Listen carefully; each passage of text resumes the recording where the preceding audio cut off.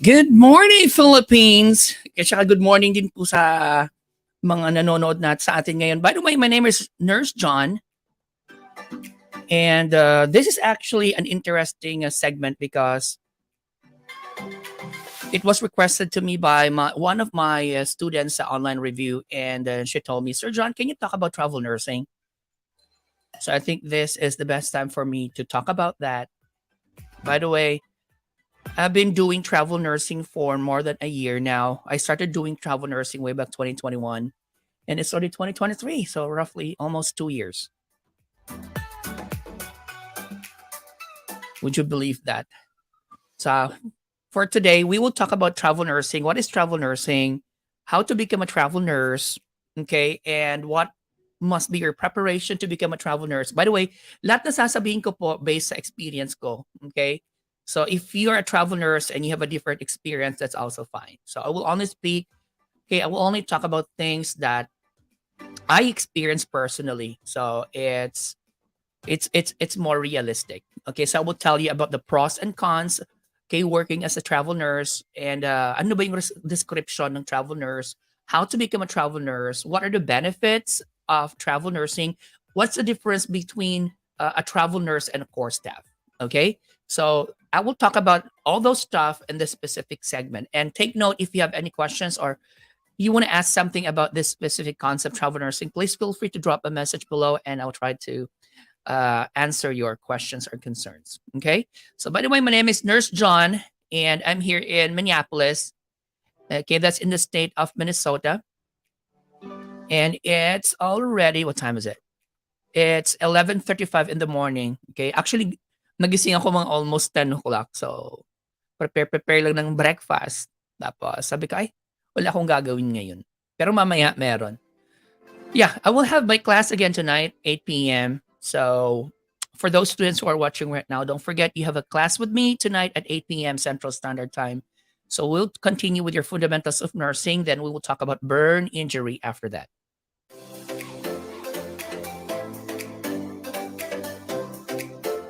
So, we'll see. Anyway, meron ba tayong mga pabati dito before I proceed? Let me check.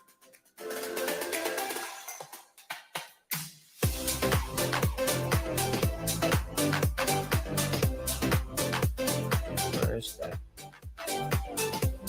hindi ko nababasa. Ito na naman yung problema ko. Hindi ko nababasa yung mga comments. Woo.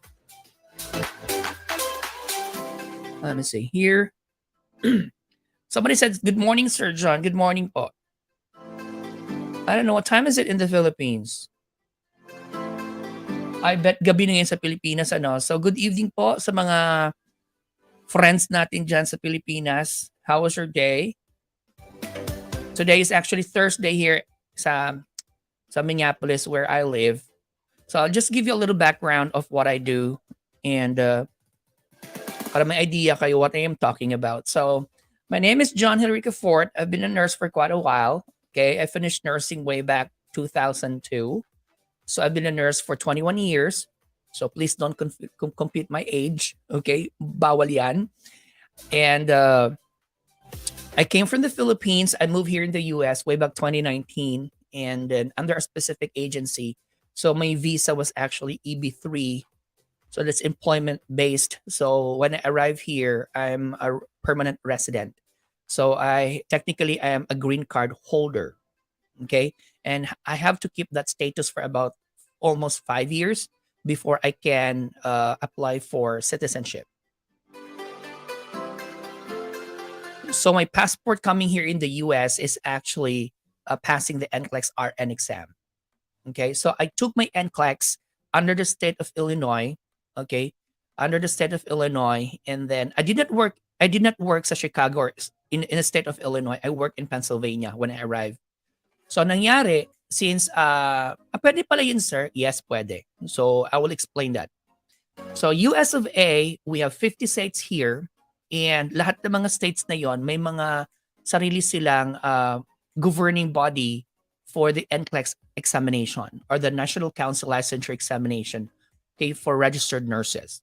So magkaiba siya sa Pilipinas because in the Philippines, if you will pass the board exam in the Philippines, if you will pass the nursing qualifying examination in the Philippines, you are a nurse, you are a professional nurse in the entire Philippine archipelago. So Luzon, Visayas, Mindanao, you're a registered nurse. Here in the US, it's different. Okay. So if you took your NCLEX under the state of Illinois, then you're a nurse in Illinois. If you go to California, you are not a nurse in California. Okay, so technically, you can only practice your profession where you have your specific and active license. So if I have an active license in the state of Illinois, so I can work as a nurse in the state of Illinois. But is there a possibility for me to work to other state? Yes, there is. So do I have to take the examination again? No. So all you have to do is to endorse your license to the state where you want to work. Okay. So for example, I have an active license under state of Illinois. It just so happened that my agency wants to deploy me to the state of Pennsylvania. So what they did, they have my license endorsed from Illinois to Pennsylvania. So you just have to pay for it. You have to comply with their specific requirement as well. Kasi may mga state that before you can be a registered nurse, a professional nurse in that specific state, there are additional requirements you have to comply. Some will require you to finish the child abuse what do you call this child abuse na course, and you have to pass the child abuse course, and then that's the time you can have your license endorsed. Okay, may mga ibang state naman that they will require you to take the jurisprudence na course, and you have to pass it. Okay, so kanya-kanyang state may kanya-kanya silang requirements at may kanya-kanya silang specific na fee. So don't expect that the amount that I paid when I had my license endorsed to Pennsylvania will be the same amount that I have to pay if I want my license to be endorsed to a different state. Kasi nga kanya-kanya silang governing body. Okay? So that's it. So from the Philippines, okay, I took my NCLEX under the state of Illinois. I flew here in the US, and then I stayed sa Pennsylvania where I had my first clinical experience here in the US. Do I have a family here in the US? Yes, I do. I have a family in California. I have a family in Las Vegas. I have also family in Hawaii. But I am only the one living here somewhere dito sa, yun nga, sa East Coast where I started in Pennsylvania. Okay? So I worked there, okay, for a couple of years, and then something not pleasing happened to me between me and my agency. So I terminated the contract. Okay, that's a little story. Okay, I terminated the contract, and then I went into travel nursing. Okay, so I've been doing travel nursing for quite a while, almost 2 years now. I've been to different healthcare facilities here in the US. Okay, so to name, I was able to work somewhere in Philadelphia. Shout out to my family in Fox Chase Cancer Center. Okay, and I also had a chance to work somewhere in Mankato. Shout out to my family again in Mayo Clinic in Mankato. And I also had a chance to work here in Minneapolis, especially in Duluth. So shout out to my 8 East family case St. Mary's Hospital, not St. Mary's, St. Mary's Medical Center in Duluth City, Minnesota. So yun yung mga nangyayari. No? So in short, if you're a travel nurse, one of the pros there, one of the benefit is that you have the flexibility of your time. You have the flexibility to choose where you want to work and where you want to go, provided that you have an active license on that specific state. Okay? So ngayon, Sir John, ano na ba yung mga license na active sa'yo? So if you want to check, this is not actually a secret. You can search this online. So you just have to go to a website called nurses.com. Hold on. You have to go to a website called nurses.com. It's spelled as Nancy Uniform Romeo Sierra Yankee Sierra.com. That's nurses.com. Okay, let me show it to you guys. Pwede mag-share dito ng screen. Hold on. Yeah, I can share my screen, which is good. Okay, I'll share my screen, guys, and we'll let you see what side is that. Okay, here. So this is your nurses.com. Okay, so this is the NCSPN. here. This is the nurses.com I'm talking about. So it's nursys.com. So this is the website if you want to check your licenses, or if you have a friend who will tell you, oh, I'm an NCLEX passer. So sometimes they will fool you. In fact, hindi naman. Pero take note, hindi po lahat na state ma-access sa nurses.com. There are states na hindi siya part, okay, sa nurses.com. But take note, try to read this information on top. We are pleased to announce that the Michigan Board of Nursing is again participating in Michigan RNL KPN nursing licenses. So, ibig sabihin, the Board of Nursing in Michigan is now part of the nurses.com. So, you can search them. Okay? Part na siya. So, all you have to do is to click this lookup license. Ito, lookup license. And then you key in your information. So, last name, of course, you have your Rica Fort. First name is John Gill. So, your license type, okay, I'm a registered nurse. Sabi ko, my initial license was in Illinois. So, click I'm not a robot. Search. You will see that here. So, you have my license. So, this is the state of Illinois, and this is my license number. Okay? This is my actual my initial license. Okay? But I also have licenses different states. Let's check my Pennsylvania. So Pennsylvania, I'm not a robot. Search. See? So these are all my licenses. So I have an active license in Pennsylvania, Arizona, Florida, Minnesota, Nevada, and Texas. So ibig sabihin, I can work on these states. Okay, I can work on these states. So in short, if you want to be a travel nurse, make it sure that you have good and active license. Okay, sa mga states na gusto mong puntahan. But let me remind you, where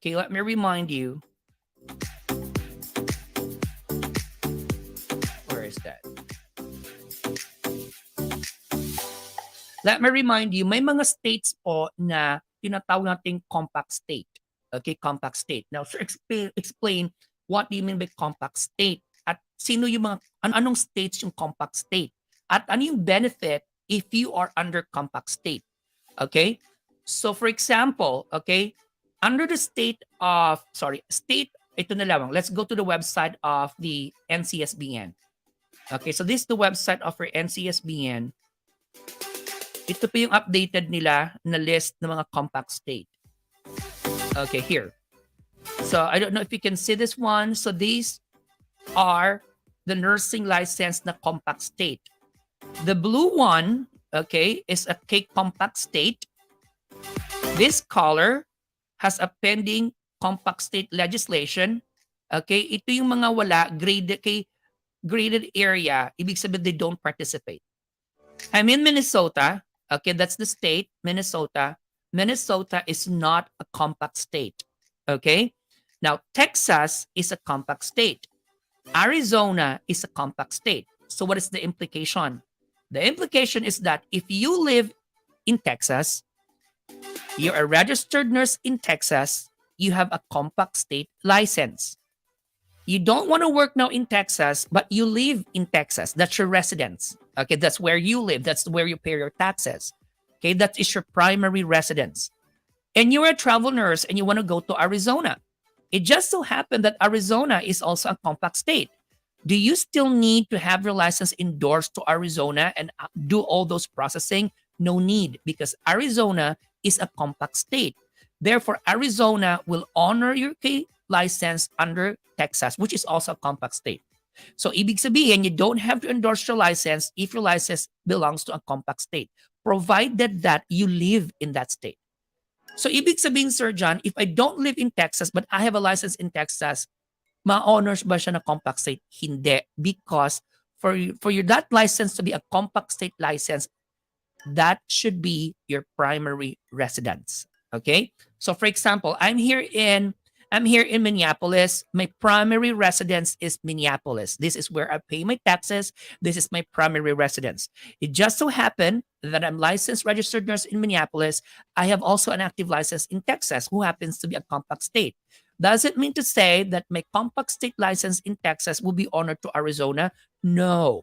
even if Texas is a compact state, because of the fact I don't live in Texas. My primary residence is in Minneapolis. I hope that makes sense. Okay. So for your license to be compact state license, you should live, or your primary residence must be on that compact state. Okay. So that's one of the benefit if you are actually residing in a compact state, member of the compact state license. And Minneapolis, I know Minneapolis is actually may mga pending siya na compact state legislation. I hope they will be able to approve it soon. Okay? So that is under the website of the NCSBN. Okay, you can search. It's not a secret. Nasa online po lahat. You can search it. Okay? Now, let's go back.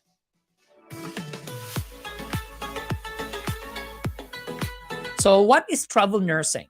Okay, what is travel nursing? Anyway, meron tayong mga comments dito. Pati. Okay, so what is travel nursing? Travel nursing means that, okay, you're a nurse and you travel from one facility to another facility. You are not working as a legit or staff. Okay? You are employed sa hospital. Yung travel nursing, okay, pupunta ka sa hospital and you have a specific duration of contract. Then after that, you can leave the facility. Okay? So if you work as a travel nurse, you have several options. You can work for a 4-week contract duration, or that's 1 month, or an 8-week contract duration, that's 2 months, or 13 weeks contract. Most of the time, travel nurses will grab the 13-week contract. Kasi nga hassle naman every month palipat-lipat ka. Okay? So ako personally, okay, I always choose the 13-week contract. So ibig sabihin kung 13 weeks yung Sir John, after 13 weeks, what will happen? After 13 weeks, your contract is done, you leave the facility and you look for another facility. That's how we do it. But there is also a chance if you're doing well, okay, if your performance is good, you're a good team player, okay, they will extend your contract, or they will offer an extension of your contract. So instead of getting 13-week contract, they will tell you, John, we want you to stay. Can you get another 13-week contract? So you will have another 13-week contract, so a total of 26 weeks now. Okay? So you have an option to extend your contract or just end the contract and find a new one. Okay? So ibig sabihin, may mga ibang nurses na nagta 13 weeks sa isang facility and then ayoko na, tapos na. Ayoko na, gusto ko bagong environment naman. So even if the facility will tell you, we want you to stay, can you extend more? No, I'm sorry. I have other plans. So they will let you go. And then you will go to other facility na gusto mo puntahan. Ibig sabihin, you have an option which is actually one of the pros of being a travel nurse. You have a chance, you have the freedom to choose where to go, anong area ang pupuntahan, depende syempre sa line of expertise. Okay? Now, line of expertise, ibig sabihin, meron kang specialization, meron po. That is why one of my advice is that if you want to become a travel nurse, make it sure that you have a solid bedside experience. Okay? It's not just dumating ka dito sa US, nag-work ka ng 2 months sa bedside, or nag-work ka ng 6 months sa nursing care, or not nursing care, nursing home, and then you resign, you quit, and then you go to travel nursing. May mga ganung tao, may mga ganung nurses, but personally, I for one, I don't recommend that. Why? You need to have a solid bedside experience. Okay? Because iba yung workload, iba yung pressure if you work as a travel nurse. They expect a lot from you. Okay? Remember, they hired you for a specific reason. They hired you, to be help sa facility where they needed you. So if you're the nurse who worked there and you don't know anything, instead of you being a help now, you as an asset, you turn out to be a liability. You know what I mean? So you need to have a solid experience, bedside experience, acute facility experience before you go travel nursing. I really recommend that one. So ibig sabihin, kung ang experience ko, ang forte ko, hiyang ako, or mas kampante ako working sa general medical surgical floor, then you look for a travel experience, not travel experience, you look for a travel contract na ang offer ay, of course, general medical surgical area. So if you're a nurse and you've been working sa ICU, or coronary intensive care unit to be specific, then you look for a contract na ang offer ay coronary intensive care unit. So you have your own specialty. Okay? So yun. Now, may mga requirements ba sila if you want to become a travel nurse? Depende po siya sa mga facility. But usually, a facility who wants to hire travel nurses, they usually require at least 1 year experience. Okay, that's the minimum. May mga facility at minimum of 2 years bedside experience, but most of them, they require 2 years. I mean, not 2 years, 1 year clinical experience before they can hire you. Second, you need to have your BLS certification, your basic life support. Third, you need to have your ACLS. Some facility, they require BLS only. Some facility, they require ACLS. Kaya nga, before you can submit your intention to apply for that position, you will have a chance to check ano yung mga requirements nila. Okay? May mga iba naman, ang requirement nila ay PALS, yung pediatric na life support. May mga iba naman nangangailangan ng NIH. Okay? Yung NIH yung para sa stroke protocol na evaluation assessment. So that is why here in the US, you need to be particular with your certification. Okay? So I personally, I have the BLS, I have the CLS, I have also the CMSRN certification. Okay? So I was able to conquer all those stuff. And of course, make it sure na updated sila. Okay? Kung mag-expire, don't forget to renew them. Because of course, the facility will give you a heads up. Hey, John, okay, your ACLS will expire next month. So you have to do something about it. Okay? So yun. Balik tayo. So again, need to have a solid clinical experience before you go travel nursing. So again, isa sa mga pros yun, yung you have the flexibility. So you have a chance to search kung saang facility gusto mong puntahan. Now, currently I'm working with Nomad. Okay, Nomad.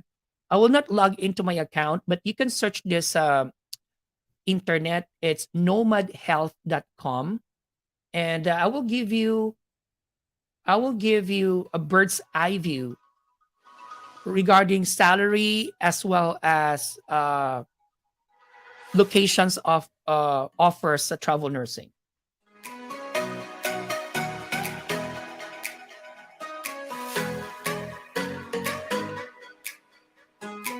Okay, so this is the website of the company I'm working right now. Nomad. So it's nomadhealth.com. You can search that. So may mga facilities, company resources. Of course, I will not log in because that is my personal account and I am not sure if it's also allowed. But I will just give you the interface of their website. Okay? So if you scroll down, you will see different facilities. So New York can pay as high as $6,396 per week. Okay? Take note, you are paid per week sa travel nursing. Compared sa core staff, you're paid bi-monthly, twice a month. Okay? Parang tayong empleyado ng gobyerno yung 1530 natin. Pero syempre, depende yan sa cut-off ng facility. What makes it different for travel nurses is that you are paid every week. At usually, ang pay namin is every Friday. So today is Thursday, tomorrow is Friday, tomorrow is payday for me. Okay, so can you imagine that you are paid $6,396 per week? That is per week.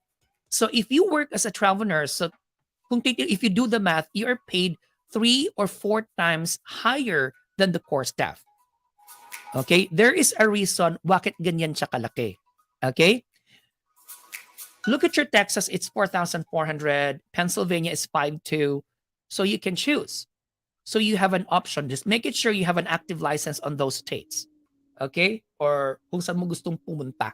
So can you imagine that? So ako personally as a Filipino, if you convert that amount to Philippine currency, that's a lot. Okay, that's a lot. Okay, may mga ibang travel nurses na Pilipino, okay?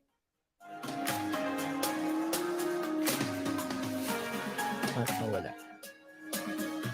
Kaya may mga ibang travel nurses na Pilipino, ang ginagawa nila, they complete the 13-week contract. Okay? After 13 weeks, Wala na silang trabaho, di ba? So ang gagawin nila, bago matapos yung 13 weeks contract nila, nag-a-apply na sila sa ibang facility. Tapos sasabihin nila, I will start on this specific date. Because gusto nila after 13 weeks, uwi muna sa Pilipinas. So can you imagine that? You have that huge amount, a hefty amount of money, okay, in your pocket, and you go home to the Philippines. Okay, you can help your family. Okay? Pag uwi mo ng Pilipinas, bakasyon ka doon, pero alam mo, pagbalik mo dito sa Amerika, may trabaho nakaabang sa'yo. Because before you left US, you assigned for a job, another contract, okay, sa travel nursing. So that's how we do it. May mga iba naman ang ginagawa for 12 months, okay, for 12 months, nagbabakasyon lang sila. Grabe yung trabaho nila, pero magbe-break sila during winter time.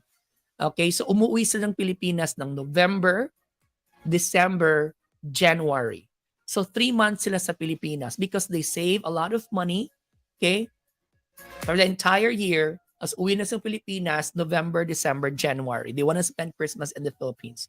Then after their short vacation, not short vacation ba yung 3 months, long vacation na 3 months, just to get rid of snow, because ayaw nila ng snow, ayaw nila masyadong malamig, so umuwi ng Pilipinas.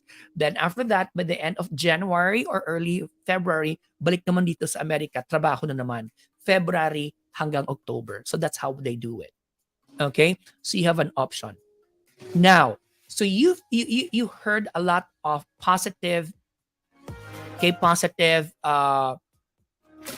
benefits, okay, ng working as a travel nurse. Apart from that, ano pa kayo maisip ko na positive pros working as a travel nurse? You get a chance to work with different people. Yun yung pinaka-importante sa akin. You know, ibig sabihin, since you're working from one facility to another facility, you had a chance and you will have a chance to work with great people. Siyempre, kanya-kanyang facility, they have their own protocol. Kanya-kanyang facility, may mga routine sila na magugulat kapag dating mo sa ibang facility, they don't do it. And you guess what? Since you've been exposed to that facility and you came from other facility, okay, ibig sabihin, meron kang learning experience from your previous facility. So that will actually increase your value as a nurse. Okay, ibig sabihin you learn something. So every contract is a learning experience. Okay? Ako personally, nung nag-work ako sa Pennsylvania, ito lang yung alam ko ng mga monitors, ito lang yung alam ko na IV pump. Tapos nung pumunta na ako sa ibang facility, oh my God, I don't know how to operate this. I don't even know how to turn it on. Okay? But you don't have to worry kasi may orientation naman. Kaya lang yung orientation sa travel nursing, usually 1 day. Minsan nga half day lang.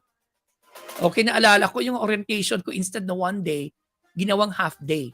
Sabi ng nag-orient sa akin, I can see that you're already ready.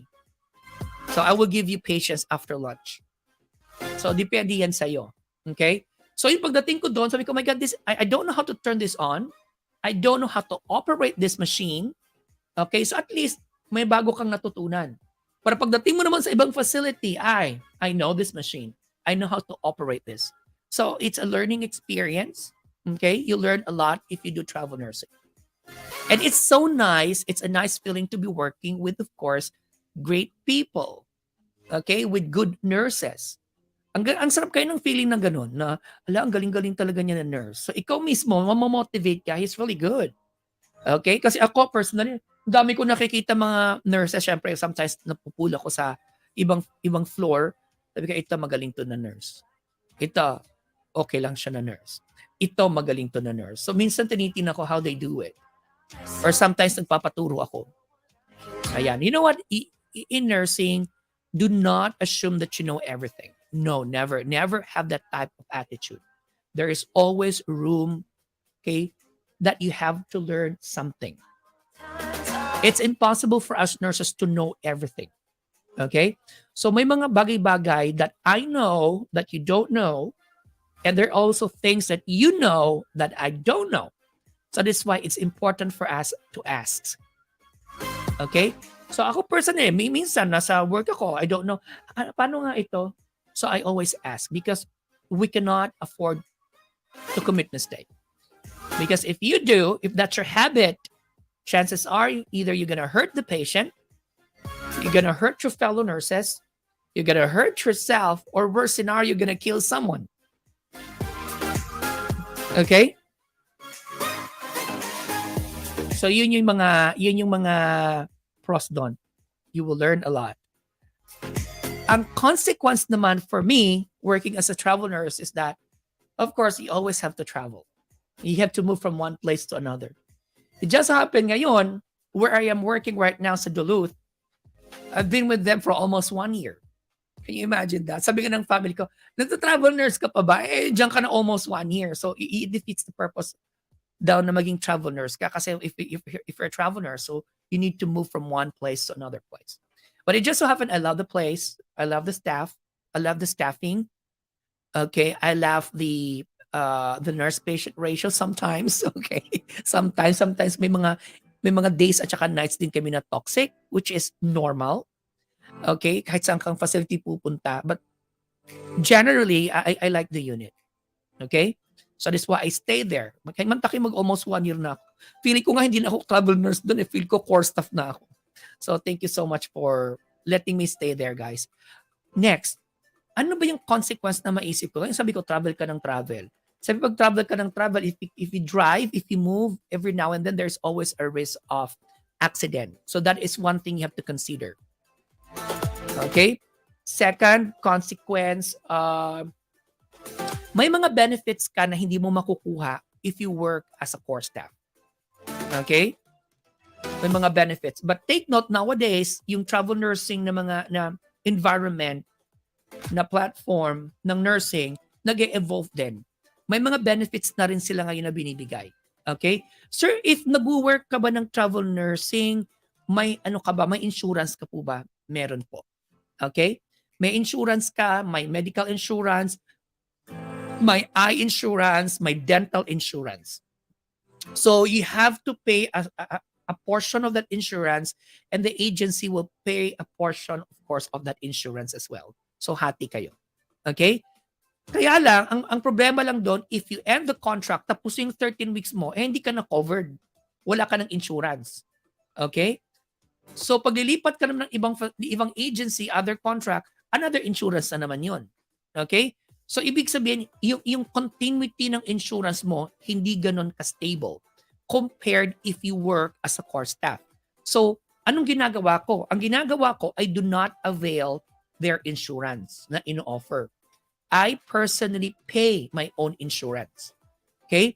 Kasi ayaw ko na, para sa akin lang to ayaw ko na pag nag-work ako sa isang agency, tapos may isang agency na maganda ang offer, lipat ako sa ibang agency, magbabago naman yung insurance ko. O di ba? Ayoko nang gano'n na pailipat-lipat ako. I jump from one insurance policy to another policy. I don't like it. Gusto ko pare-pareho lang. So mas madali siyang ma-trace at saka madali ko siyang ma-retrieve. Yeah, trace nga. Okay? So ang ginawa ko, sinasabihan ko sila na I don't want to get the insurance, just give me my salary and then I will pay my own insurance.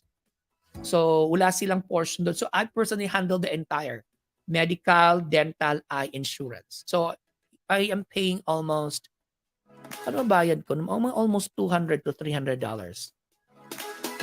At least alam ko na kahit wala akong trabaho, tapos yung 13 weeks ko na contract, alam ko covered pa rin ako because I'm the one paying it.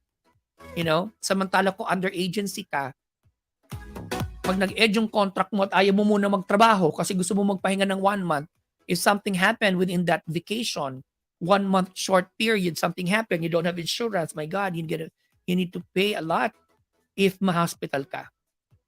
Hi, Sir John. Hello po.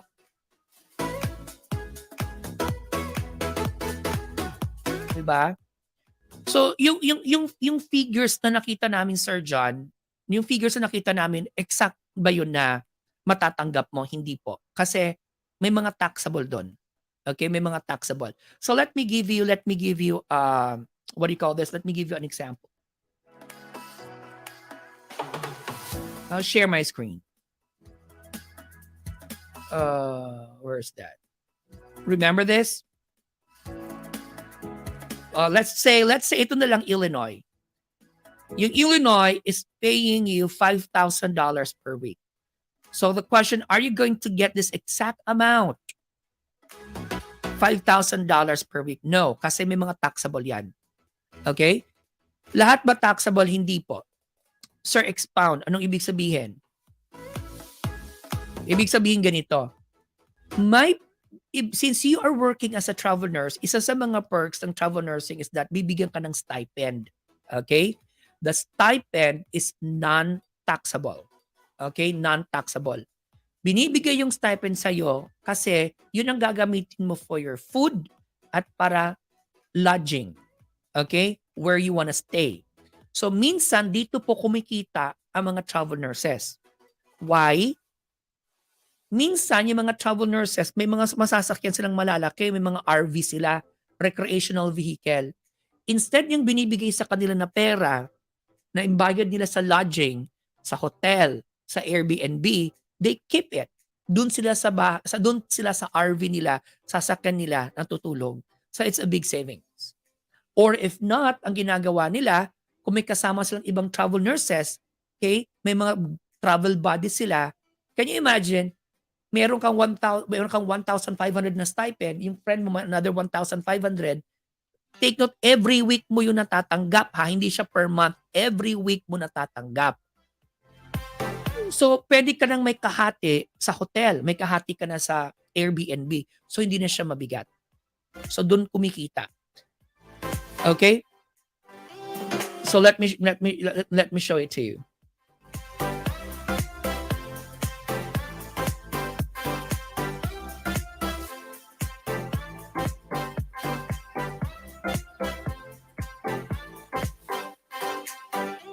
Okay, for example, this is just an example, okay? This is not the exact figure I'm getting. So, example. Okay? Example, yung tawag nito, yung salary mo na offer, example, is $5,000. This is per week. Okay, per week yan. Yung $5,000 na yan, okay, kasama na dyan ang stipend. Okay? Let's say your stipend is 1,500. That's your stipend. So yung salary mo, okay, yung salary mo is actually how much? That's 3,500. Okay? This is non-taxable. Okay? You will get it every week. Yung taxable po, itong 3,500. Okay? At least alam mo, may matatanggap ka every week na 1,500 na stipend. At yung taxable is 3,500. Okay? And you will get that every week. Can you imagine that? Kaya may mga tawag nito nurses na they will go into travel nursing because of the fact the pay is good. Okay? And that is not a secret. Totoo yun. Am I right? Hold on. May PM pa ako sa FB account, please. Who is this?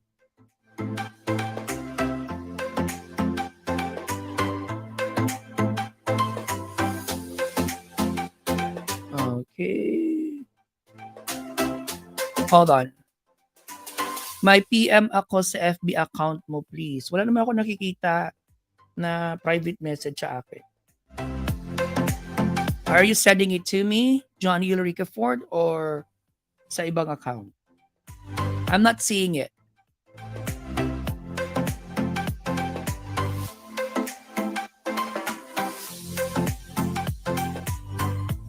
Sorry, I'm not seeing. Tinignan ko na yung mga message request.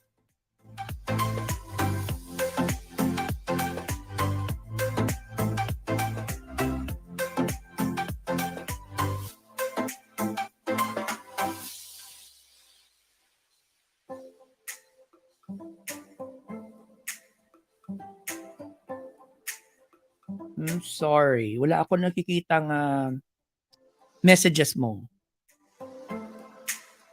Can you tell me anong account yung ginamit mo? Sir, wala po akong natanggap na email regarding sa review natin. Tawag nito, please make it sure na you are following sa FB page. And that is US Review Batch 12. US Review Batch 12.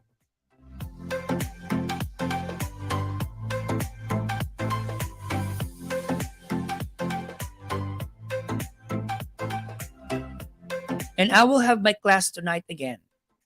This is actually our third meeting. Anyway, balikan natin. So, yun nga. So, at least may idea kayo yung nangyayari. But, kaya I cannot deny the fact that may maraming mga nurses na umaalis sa hospital as a core staff kasi gusto nila mag-travel nurse. Kasi nga, iba din yung pay pag travel nurse ka. Okay? Kaya lang, hindi po para sa lahat ang travel nurse. Especially po pag ikaw ay may family, may mga anak. Mahirap po kasi ang dami ko nakausap na mga travel nurse na may mga anak. One contract lang sila. Tapos ayaw na nila. Kasi nga, they cannot afford leaving their kids. Especially pag bata pa. Okay? So if you have family, you're married, ayaw mong mahirapan kang mawalay sa family mo, I think travel nursing is not for you. Mas advantage pag travel nurse ka na single ka. O, diba? So, alam nyo nang single ako. Anyway, John Hill Banyaras Ricafort po yung message ko po. You know what? Honestly, nababasa ko yung message mo, pero hindi ko nakikita kung ano yung pangalan mo.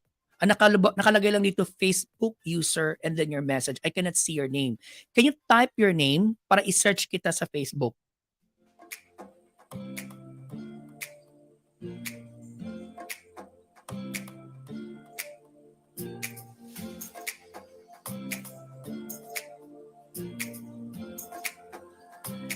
Anyway, guys, do you have any questions about travel nursing?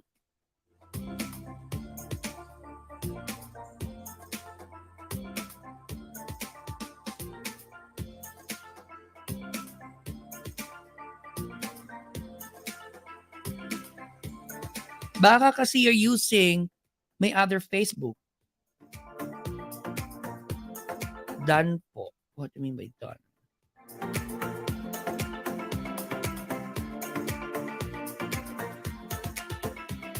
Okay.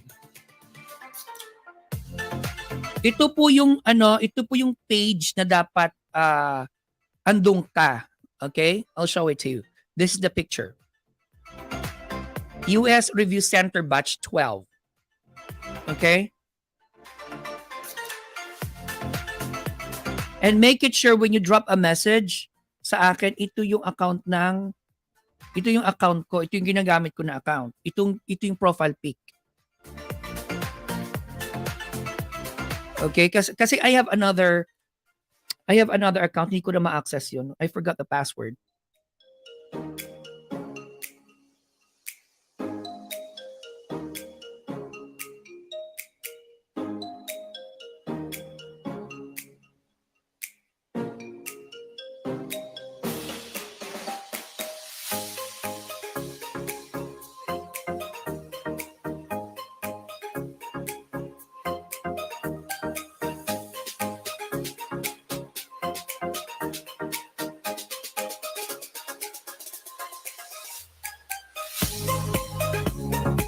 Yun.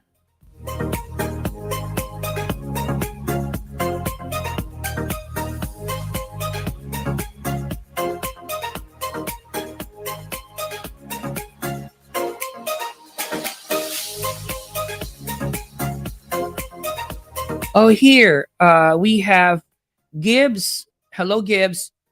Naminaw ko ka-interest ko how it works. Kay gina-consider po na ko siya both US o diri Ontario.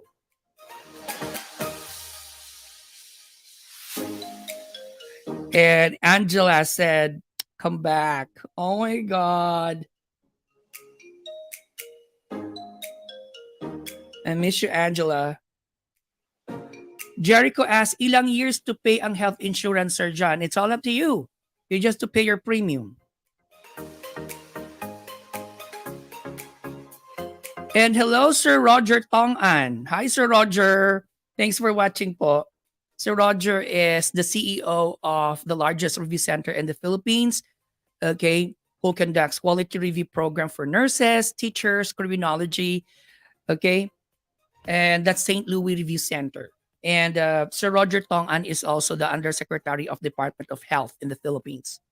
Sir Roger, next time, interview kita dito, i-guest kita. Okay lang po ba, sir? And then hi to Jerry Echo. Hi there.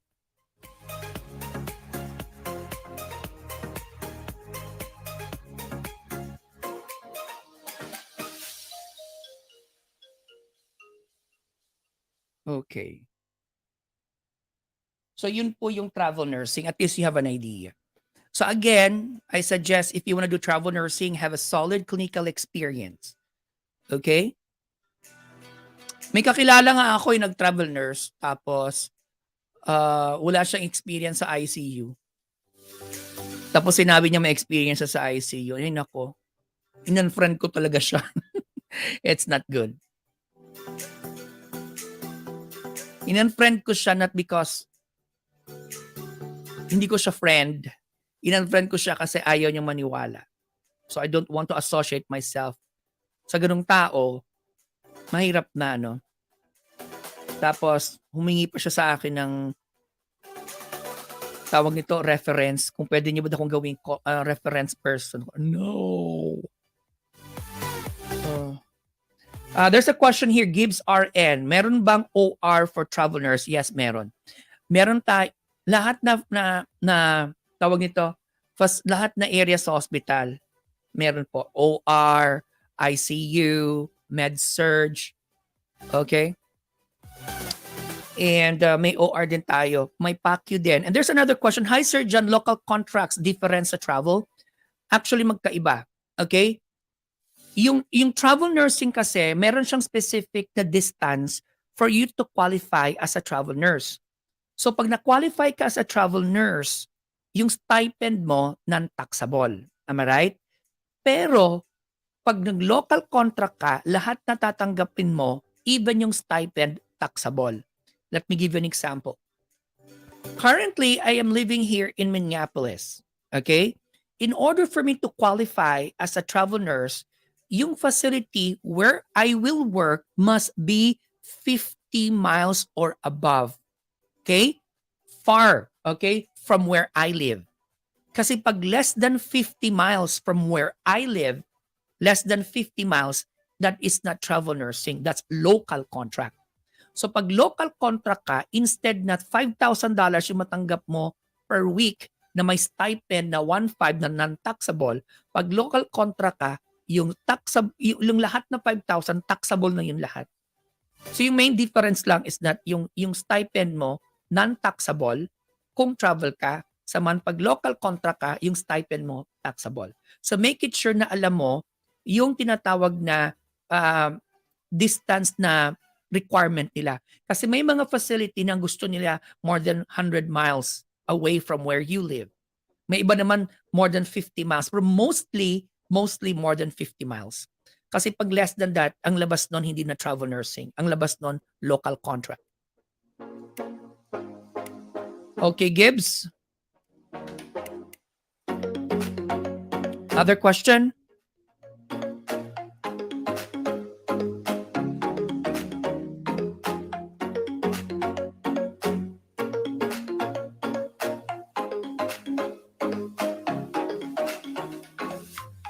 Oh, my good friend is watching right now. Hey, Cassie, sitter. How are you, lady? Hi, girlfriend.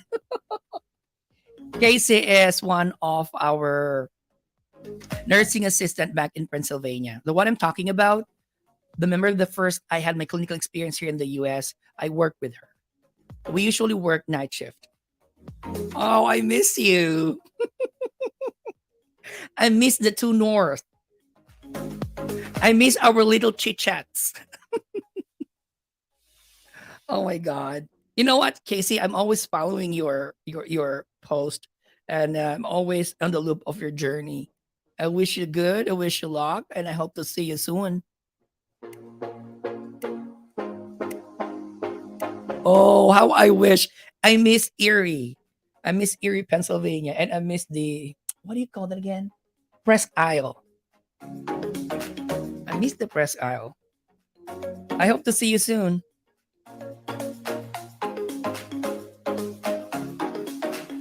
Yeah.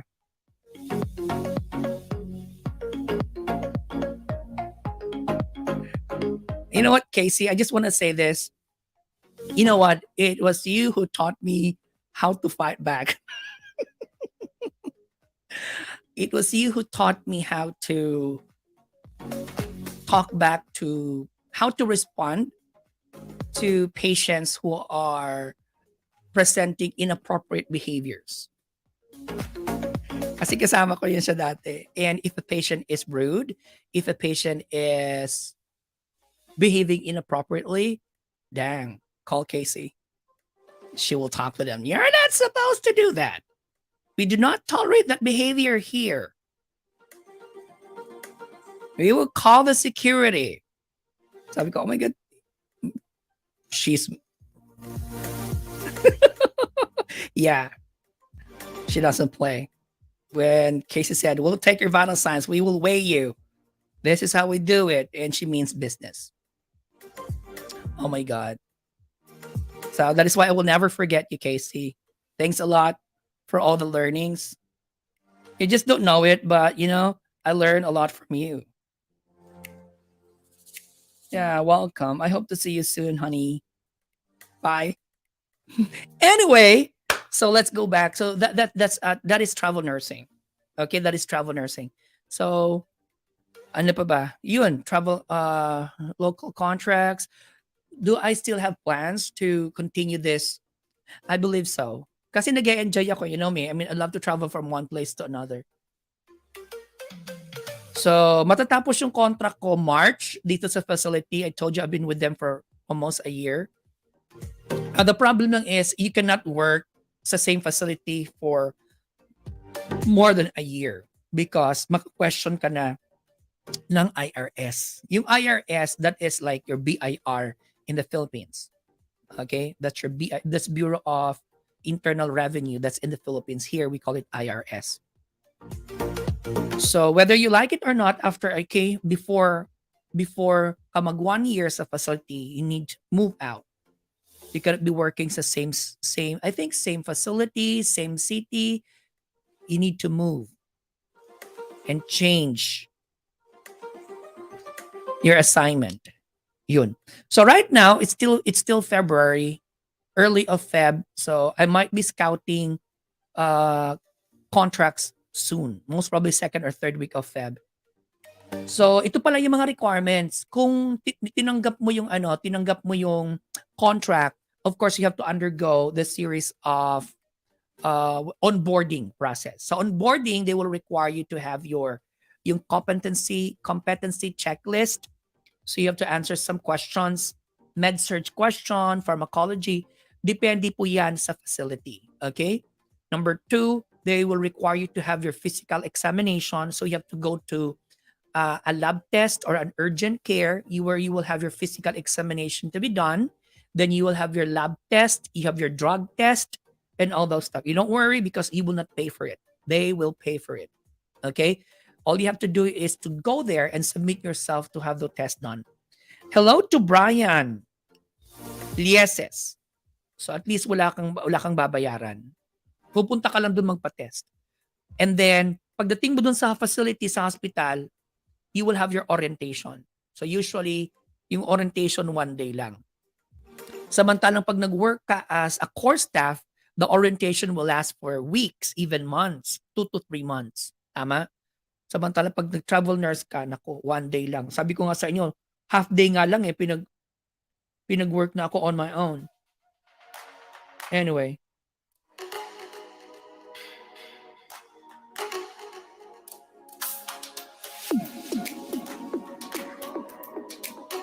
Okay, there is a message. Okay. So ilang hours po yung ilang oras po yung tawag nito, yung trabaho. may mga 36 hours per week na work. Meron din naman, in short, 3 days a week, tapos 12 hours per shift. Meron din naman 40 48 hours per week. So it's all up to you. Depende po sa contract na tinanggap mo. Kung meron din naman 40 hours per week, meron din 36 hours per week, may 48 hours per week na contract. And of course, it should be a 4-week or 8-week contract or 13-week contract. Ang tanda mo yung hours na trabaho mo per week. Basta ako, I work 36 hours per week. So 3 days yon, 4 days off. Hello to RJ De La Victoria. Thanks for watching.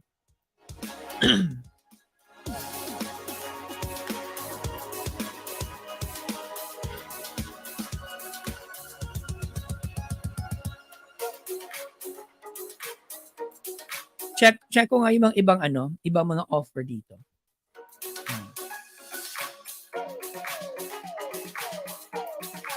We'll just check the company, their profile.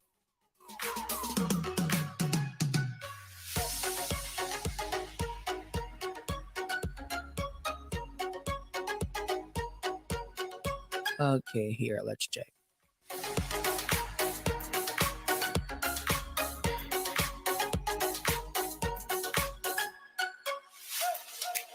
Oh my God, I need to show this one. Okay, there is another agency that I want to show you guys. AYA Healthcare. So, ibig sabihin sa travel nursing, ang daming agencies yan. So, you have to reach out to them. I'll show this to you. Hindi naman ako ma-technical dito kasi this can be seen sa website. So, this is another agency, AYA Healthcare. So, this is their website. The largest travel nursing agency. Okay, here featured locations. So let's say I want to work sa New York. I want to try to click this one. Travel nursing. Can you see this? See? So yung salary nila ito. Try natin to, travel educator, registered nurse job in New York. So this is it. Okay? So ito yung requirement dapat a registered nurse ka. Yung salary mo will range from this figure to this figure and you're paid weekly. And the assignment contract will be 13 weeks. Remember I told you it could be 4 weeks, 8 weeks or 13 weeks. At ang gusto nila 5 times 8. So 5 days ka magtatrabaho at 8 hours. Okay? There are 4 openings for this job. At kailangan nila ng at least 1 year experience. O, di ba? So may benchmark ka na. Here. Meron dito, ito, Gibbs. Ito yung hinahanap mo kanina, operating room. Di ba? Ito, travel operating room registered nurse sa New York. Magkano yung salary? Ito yung salary nila na ino-offer. 13 weeks, 3 12s. Ibig sabihin, you will work 3 days and then 12 hours per day. So you will work day shift, that's 7 a.m. to 7 p.m. May 2 bakante na position at magsa-start ng March 6. At kailangan ng at least 1 year experience as an OR nurse. See? Operating room. Next. Try kaya natin yung let's try not administrative, not this one. Ay, kasi nga naman nakaklik eh. Lahat. Ay, hindi. Lahat. Show result. Try natin sa hindi New York. Let's try to California. Check natin sa California kung ano yung offer nila. Okay, in California, if you work as PQ, that's Pediatric Intensive Care Unit in Sacramento, California, they're paying $5,382 to $5,539 per week. That's a lot. Okay, ano yung kailangan nila? Registered nurse, this is the pay scale. It's a 13-week contract. You'll be working 4 days in a week. So you have 3 days off and 12-hour per day. Pero gusto nila night shift. That's 7 p.m. till 7 a.m. May tatlong opening and the start date will be on March 13. And dapat meron kang 1 year experience as a PQ nurse. See? So you have an option, guys.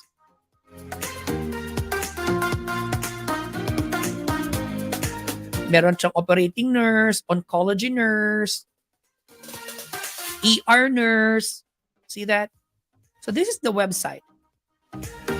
I haven't tried working with Aya, but I also heard good feedback about this agency.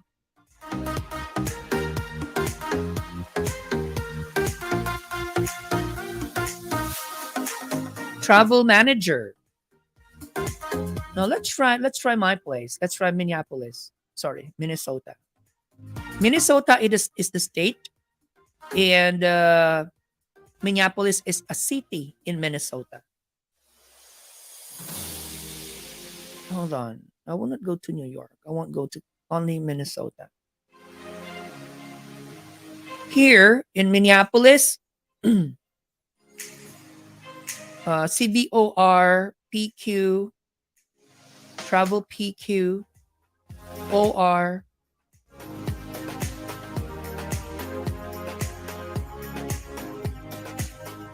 Here, ito. The CVOR registered nurse, this is their pay grade. Ayan. Start date is March 6. See, you have an option. I am not convincing you to do travel nursing. Okay? But I'm just giving you a heads up what travel nursing is all about because this is a requested topic by my student. They want me to talk about travel nursing, what to expect, what is travel nursing is all about, what's the pay grade. But again, before you do travel nursing, make sure you are confident. You have you have the skills. You need to have a solid bedside experience. Okay. I think that's all, guys. I think I answered some of your questions.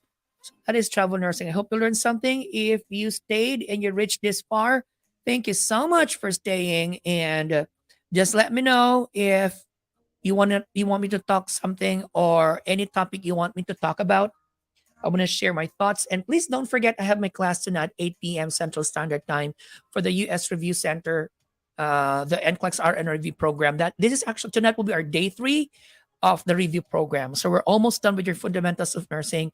After that, we will talk about burn injury. So please don't forget to join the class tonight. I am not in the group po pala. I understand. That's the reason why. So please make it sure that you subscribe or you join the Facebook page that we created for this specific batch. So batch 12, okay, that is for the online review of your NCLEX RN exam. Okay? So thank you so much, guys, for staying. I hope you learned something. Okay, God bless everybody and keep safe.